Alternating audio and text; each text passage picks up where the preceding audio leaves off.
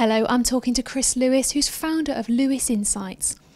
Chris, we've heard today at the pre-MWC Analyst and Media Briefing by Huawei some really interesting concepts being announced, one of which is around SDN and NFV and their open ecosystem.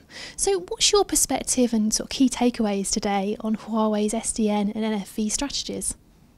What we've seen as SDN and NFV have evolved is that the balance of power, if you like, has moved away from a telco-defined system, as in NFV, more towards a vendor-defined one. But what Huawei is doing by trying to be more open and building a more open ecosystem is actually making sure that it's not about one or the other, going with one vendor or another.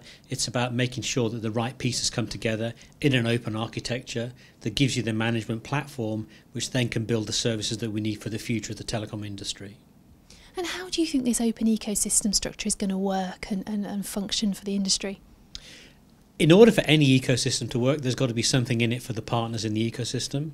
So it means a flexibility from the positioning of Huawei itself, from the positioning of other third-party vendors coming in, and making sure that enough open interfaces exist to allow the right thing to be built for the telco. It also means, by the way, that the telco needs to change its positioning in the way that it works with its vendors. So there's a cultural, a transformational change required for all parties in the ecosystem, which is a big challenge for everybody.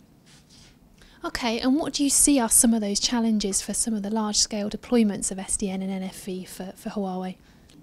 The biggest challenges are in this major transformational change required for the industry as a whole, both in terms of the telcos themselves, but also the supply chain and the value chain into that. It's getting around that cultural change in terms of what bits fit together and who does what. By definition of an ecosystem, things can change. People can provide all of the components themselves, but it's more likely that things will come together with third parties. So it's that cultural barrier that needs to be overcome, getting the buy-in from the right people within the telco, not just the CTO, as was true in the past, but very much around the CIO, and then bringing that into what we call the digital board with the CMO, the CFO, and the HR, and all the components. So you've got this much more dynamic environment, and it's a big cultural change from where we've been as a telecom industry in the past.